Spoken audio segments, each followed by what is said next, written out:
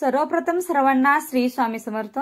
स्वामी महाराजांच्या कृपेने तुमच्या सर्व चांगल्या इच्छा पूर्ण होत हीच मी स्वामींच्या चरणी प्रार्थना करते आणि आजच्या या व्हिडिओला सुरुवात करते।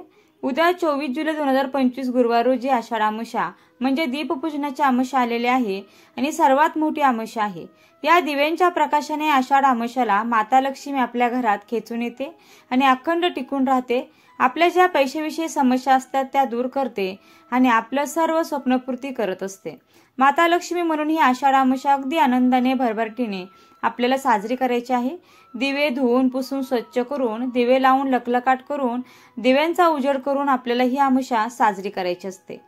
तर बघा, अमावस्याला प्रारंभ होणार आहे 23 जुलै बुधवार रोजी उत्तर रात्री 2:28 ही अमावस्या प्रारंभ होईल आणि 24 जुलैला गुरुवारी उत्तर रात्री 12:40 ही अमावस्या तिथी समाप्त होत आहे। तर संपूर्ण दिवस रात्र 24 तारखेला अमावस्या तिथी असणार आहे। आषाढ अमावस्या म्हणजे दीप पूजनाची अमावस्या। तर काय करावे, काय टाळावे आणि प्रत्येक आईने कोणत्या गोष्टी करायच्या आहेत संपूर्ण माहिती थोडक्यात जाणून घेणार आहोत। दीपपूजनाची अमावस्या गुरुवारी आली आहे आणि गुरुपुष्यामृत योगावर ही अमावस्या आलेली आहे। चुकून सुद्धा या दिवशी कोणीही मांसाहार मद्यपान करू नका। सात्विक जेवणच या दिवशी सुद्धा करायचं आहे। तसे दीपपूजनाच्या अमावस्याला आषाढ अमावस्याला उद्या आपल्या मुलांना अपशब्द बोलू नका, कधीच बोलू नका, पण या दिवशी तरी नक्की काळजी घ्यायची आहे। मुलांना हात उगारू नका। मुलांवर तुम्ही लाटणं वगैरे काठी वगैरे उगारत असाल, झाडू वगैरे, तर या चुका या दिवशी अजिबात करायच्या नाहीयेत। तसेच खडे मीठ म्हणजे समुद्र मीठ आणि तुरटीचा खडा, तुरटी इतकी प्रभावी असते आणि अशा शुभ मोठ्या तिथींना जर आपण तुरटी टाकून आंघोळ करतो तर जी काही नजरबाधा असते आपल्या आजूबाजूला आपल्याला लागलेली, मुलांना लागलेली संपूर्ण नष्ट होत असते। म्हणून आवर्जून या 2 गोष्टी आंघोळीच्या पाण्यात टाकायच्या आहेत। नंतर आंघोळीनंतर सूर्यनारायणाचे दर्शन झाले तुम्हाला तर सूर्यनारायणाला चमचाभर गाईचं दूध पाण्यात टाकून त्या दूध मिश्रित पाण्याने सूर्यनारायणांना अर्घ्य द्यायचं आहे। त्याचबरोबर देवघरातील सर्व दिवे, निरांजन, हळदी कुंकवाचा करंडा, तुम्हाला समया वगैरे सर्व स्वच्छ करायचं आहे। तुम्ही आधी स्वच्छ केले असेल तर अतिशय उत्तम, नसेल केलं तर या दिवशी सकाळी लवकर करायचे आहेत। तुम्हाला देव घासून पुसून ठेवायचे असतील, स्वच्छ करायचे असेल तर शास्त्रोक्त पद्धतीने तर अतिशय सोन्यासारखा हा दिवस आहे। तसेच आपल्या देवघरातील देवांना स्वच्छ करा, छान अभिषेक घालून पूजा करायची आहे। अगदी सुंदर दिवस आहे। देवघरात एक दिवा अखंड या दिवशी नक्की लावून ठेवायचा आहे। तसेच वेगळी दीपपूजनाची तुम्ही पाटावर सगळे दिवे मांडून तेलाचे तुपाचे निरंजन किंवा समया दिवे सगळं लावून तुम्ही पूजा करावी। आपल्या देवघरात आईने एक दिवा मुलांसाठी अखंड नक्की लावून ठेवा। त्या दिव्यात 2 लवंगा टाकायच्या आहेत, एक कापूरवडी आणि गुरुवार आलेला आहे म्हणून गुरुपुष्य अमृत योग सुवर्ण योग आहे म्हणून चिमुटभर हळद सुद्धा त्या दिव्यात आवश्यक टाका। माता लक्ष्मीला प्रार्थना करा। तुम्हाला मुलांविषयी तुमच्याविषयी काय प्रार्थना करायची ती बोलून घ्या आणि त्या दिव्यात या वस्तू नक्की टाका। दिवा दुसऱ्या दिवसापर्यंत विझणार नाही याची काळजी सुद्धा तुम्हाला घ्यायची आहे। कणकीच्या दिव्यांनी या दिवशी मुलांचा औषण करा। दिव्याच्या पूजनाचा सेपरेट व्हिडिओ मी बनवलेलाच आहे।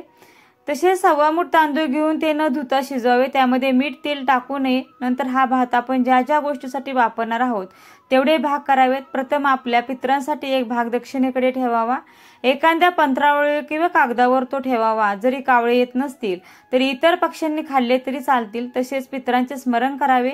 ओम पितृदेवताय नमः अशी एक माळ करावी। तसेच पितृसुक्तम पितृस्तोत्रम देखील या दिवशी आवर्जून म्हणावे।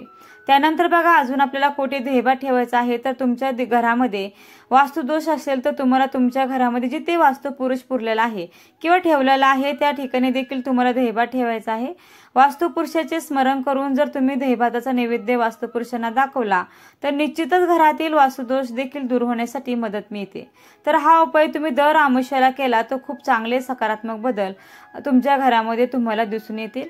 त्यानंतर आपल्या टेरिसवर जर तुमचं टेरिस असेल तर संपूर्ण टेरिसवर म्हणजेच पूर्व पश्चिम दक्षिण उत्तर या व्यतिरिक्त ज्या उपदिशा आहेत त्या ठिकाणी देखील संपूर्ण आपल्याला थोडा थोडा देहभात ठेवायचा आहे, जेणेकरून 8ही दिशांकडून जी निगेटिव्हिटी येत असते ती त्या ठिकाणी रोखली जाईल आणि तिला एक प्रकारची शांतता लाभेल आणि आपल्या घरातलं वातावरण मंगलमय होण्यासाठी मदत मिळेल। तर हा देखील उपाय तुम्ही करू शकता। त्यानंतरचा पुढचा जो दहीभात ठेवायचा आहे तो आपल्याला पिंपळाच्या झाडाखाली किंवा एखाद्या मोठ्या झाडाखाली ठेवायचा आहे। तो ठेवण्यापूर्वी या दहीभाताचा उतारा आपल्या मुख्य दरवाजावरून करायचा आहे आणि त्यानंतर आपल्याला तो दहीभात एखाद्या मोकळ्या झाडाखाली ठेवायचा आहे। याने आपल्या घरातील वास्तुदोष पितृदोष दूर होण्यासाठी नक्कीच मदत मिळत असते। फक्त हे उपाय करत असताना आपण विश्वासाने करायला हवे आणि यामध्ये जर आपण सातत्य ठेवलं, जसं की सातत्याने आपण 6 महिने हा जर उपाय केला तर 100% तुमचा वास्तुदोष पितृदोष दूर होताना तुम्हाला दिसून येईल। तसेच वास्तुदोष पितृदोष आहे कसं ओळखावे? तुमच्या घरामध्ये सातत्याने कटकटी होत असतील, म्हणजेच विनाकारण जर भांडण होत असतील, आता छोटे मोठे कुरकुरी प्रत्येक घरामध्ये होतात, पण छोट्याशा कारणावरून जर मोठं भांडण होत असेल, तुम्हाला कामात सातत्याने अपयश येत असेल किंवा एखादं काम जर तुमचं होता होता राहून जात असेल तर निश्चितच तुमच्या घरामध्ये पितृदोष आहे किंवा वास्तुदोष आहे असं समजावं। त्यामुळे ते दोष दूर करण्यासाठी छोटे छोटे जर उपाय आपण दर अमावस्या पौर्णिमेला केले तर निश्चितच त्याचा सकारात्मक असा अनुभव पाहायला मिळतो। तसेच थोडासा भात तुम्हाला तुमच्या मुलांवरून उतरून टाकायचा असेल तर तुम्ही तसंही करू शकता। त्याचबरोबर पतिदेवांना कोणाची नजर बाधा झालेली असेल, पतिदेवांवरून सुद्धा फक्त भात घ्यायचा आहे। कावळ्याला जेव्हा भात ठेवतो आपण नैवेद्यात तेव्हा भातावरून थोडंसं दही साखर टाकायचे आहे आणि मुलांची किंवा पतीची तुम्ही नजर काढत असाल तेव्हा फक्त भात घ्यायचा आहे, त्यावर दही वगैरे टाकू नका। फक्त भात 7 वेळा डोक्यापासून पायापर्यंत उतरून घ्यायचा आणि बाहेर एखाद्या कोपऱ्याला टाकून द्यायचा आहे। कृपया कोणाचा पाय पडेल अशा ठिकाणी किंवा या गोष्टी घडायला नको या दिवशी, कारण अमावस्या तिथी असते आणि सर्व इड्यापिड्या बाधा नजर बाधा उतरण्याची तिथी असते। पण अशा ठिकाणी टाका जिथे कोणाचा पाय पडणार नाही, कारण जेव्हा जेव्हा आपण आपली इड्यापिडा काढतो आणि इतरांच्या पायाशी देतो तेव्हा आपली इड्यापिडा कधीच उतरत नसते। म्हणून जे पण उतरवाल तुम्ही, नारळ उतरवा, दहीभात उतरवा। बघा, या दिवशी मोठी अमावस्या आहे आणि गुरुपुष्य अमृत योगावर आलेली अमावस्या आहे। माता लक्ष्मीला आपल्या घरात खेचून आणण्यासाठी जेवढे काही उपाय करता येतील तेवढे करा। अजिबात या सेवा चुकवू नका। लक्ष्मी श्रीयंत्र असेल, त्याची मूर्ती असेल, त्यांना छान असा दुधाने साध्या पाण्याने अभिषेक घाला। नंतर चांगल्या लाल कपड्यावरती विराजमान करायचे आहे। तुम्हाला सकाळी किंवा संध्याकाळी तुम्ही ह्या सेवा करा, पण मी म्हणेन गुरुपुष्य अमृत योग हा 24 तारखेला संध्याकाळी आहे, 4:43 सुरू होणार आहे आणि दुसऱ्या दिवशी 25 तारखेला तो सकाळी 6:05 आहे। त्याच्यामुळे सर्वात मोठा गुरुपुष्य अमृत योग हा आहे। या अमावस्याला म्हणून महिलांना माता लक्ष्मीच्या काय सेवा आहेत त्या संध्याकाळी केल्या तुम्ही तर अगदीच चांगलं होईल। आणि संध्याकाळी माता लक्ष्मीला तुम्हाला कुंकुमार्चनची सेवा देखील करायची आहे। त्याचबरोबर तुम्हाला 11 वेळा किंवा 21 वेळा कुंकुमार्चनची सेवा करायची आहे। तुमच्या कुलदेवीचा टाक असेल, कुलदेवीच्या टाकावर सुद्धा तुम्हाला ओम कुलदेवताय नमः असं म्हणून 11 किंवा 21 वेळा हा मंत्र जपा, कुंकुमार्चन करा। माता लक्ष्मीला सुद्धा ओम श्रीम नमः ओम श्रीम नमः असं म्हणत 11 किंवा 21 वेळा कुंकुमार्चन द्यायचं आहे। नक्कीच ही सेवा करा, कुंकुवाचा अभिषेक करा आणि हा अभिषेक तुम्ही केल्यानंतर स्वतःच्या कपडे ही कुंकू लावा आणि नंतर ते एका डबीमध्ये भरून ठेवा। रोज आंघोळीनंतर महिलांना हे कुंकू कपाळी लावत जा। सुख सौभाग्यात ऐश्वर्यात इतकी वाढ होईल की अष्टरूपी माता महालक्ष्मी तुमच्यावर कायम प्रसन्न राहतील। लक्ष्मीनारायण नारायणाची कृपा होईल, तुमच्या पतिदेवांचं कायम रक्षण होईल। 11 किंवा 21 लवंगा तुम्हाला एक एक करून माता लक्ष्मीला अर्पण करायचे आहेत। आता लवंग अर्पण करताना असं करू नका, तर उजव्या हातात एक लवंग घ्यायची, एक वेळा तुमच्या मनातली इच्छा बोलून महालक्ष्मी अष्टकाचा तुम्हाला पाठ बोलायचा, पाठ म्हणायचा आहे आणि ती लवंग माता लक्ष्मीच्या चरणी अर्पण करायची आहे। एखादा लाल कपडा माता लक्ष्मीच्या चरणाशी ठेवून द्यायचा आणि त्या लाल कपड्यावरती एक एक लवंग अर्पण करायची। एक वेळा महालक्ष्मी अष्टकाचा पाठ बोलत बोलत एक एक लवंग अर्पण करा। नंतर दुसऱ्या दिवशी शुक्रवार आहे, श्रावण महिन्याचा पहिला दिवस, आणि त्या लवंगात त्या लाल कपड्यात बांधून घ्यायच्या आणि तुमच्या तिजोरीत ठेवायच्या आहेत। कधीच तुमच्या घरात पैसा नाही अशी गोष्ट घडणार नाही। अष्टरूपी महालक्ष्मी माता तुमच्यावर खूप प्रसन्न होईल। असा इतका सुंदर प्रभावी उपाय आहे। गुरुपुष्यामृत योगावर केलेला उपाय कधीच वाया जात नाही आणि 1000% फळ नक्कीच मिळेल। लक्ष्मीनारायणाची कृपा तुमच्यावर होईल, तुमच्या लेकराबाळांची प्रगती होईल। काही वेळा काय होतं, कष्ट करून सुद्धा हवं तसं फळ मिळत नाही, नशिबाला देवी साथ मिळत नाही, मुलांना कधी कधी नजरबाधा होऊन जाते, आपली प्रगती कोणाची तरी डोळ्यात खुपत असते। अशा शुभ तिथीनं जर आपण सेवा केली तर कुणी कितीही नजरबाधा लावू द्या तुमच्या प्रगतीला कधीच कुणी नुकसान पोहोचू शकणार नाही। म्हणून ही लवंगाची सेवा माता लक्ष्मीच्या चरणी नक्की द्या आणि दुसऱ्या दिवशी शुक्रवारी त्या लवंगा नीट बांधून घ्या। माता लक्ष्मीला प्रार्थना करा, हे माता लक्ष्मी नारायणा, माझ्या घरादारात अखंड लक्ष्मी नांदू दे, माझ्या लेकराबाळांची प्रगती होऊ दे, माझ्या घरात ऐश्वर्य प्रदान राहू दे, अष्टरूपी महालक्ष्मी माता असं बोलून तुम्हाला या लवंगा तुमच्या तिजोरीत ठेवून द्यायच्या आहेत। खूप सुंदर असा अनुभव येईल, तुमच्या घरात पैशाविषयी अडचण कधीच येणार नाही। मोठे मोठे स्वप्न तुमचे माता लक्ष्मी नक्की पूर्ण करेन। ही लवंगाची सेवा नक्की करा।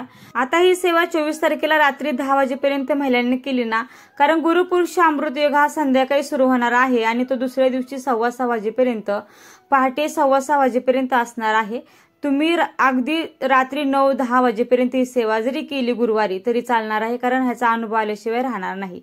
तसेच गुरुपुष्य अमृत योगावर बरेचसे लोक, बरीचशी व्यक्ती सोनं खरेदी करायला खूप महत्व देतात। आता प्रत्येकाला सोनं परवडत नाही, मग महिलांनो अशा वेळी काय करायचं, थोडेसे धने खरेदी करून आणायचे आहेत आणि या गुरुपुष्य अमृत योगावर संध्याकाळी माता लक्ष्मीला आणि आपल्या देवी देवतांना धने आणि गुळाचा किंवा धने आणि खडीसाखरेचा नैवेद्य तुम्हाला दाखवायचा आहे। लहानशी वाटी भरून धने आपल्या देवघरात या दिवशी महिलांना आवश्यक ठेवायचं आहे।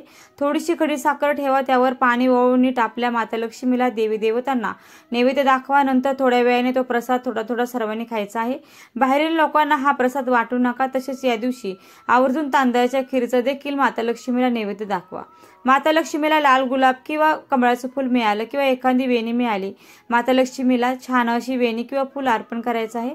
लाल फूल नक्की अर्पण करा। त्याबरोबरच गणपती बाप्पांना आघाडा मिळाला, तुम्हाला गणपती बाप्पांची आधी सेवा करायची आहे आणि मग आपल्या माता लक्ष्मीची इतर देवांची सेवा करायची आहे। गणपती बाप्पांना आघाडा अर्पण करा, दुर्वा अर्पण करा, शमीपत्र, एखादं जास्वंदाचं फूल अर्पण करून माता लक्ष्मीची छान अशी सेवा देखील करायची आहे। नंतर गुरुपुष्य अमृत योगावर संध्याकाळी तुम्ही सेवा ही करा। तुम्हाला एक वेळा तरी विष्णू सहस्त्र नामावली ही आवश्यक संध्याकाळी पठण करायचे आहे। तसेच दीप अमावस्याला आपल्याला या 5 ठिकाणी तरी दिवे आवश्यक लावायचे आहेत। तुम्ही संध्याकाळी जरी लावलं तरीही चालेल, पण एक मुख्य दिवा सकाळीच आपल्याला देवघरात लावून ठेवा, अखंड लावून ठेवायचा आहे आणि त्या दिव्यात मी तुम्हाला सांगितलं 2 लवंगा आणि 1 कापूर वडी आणि चिमूटभर हळदी टाकायची आहे।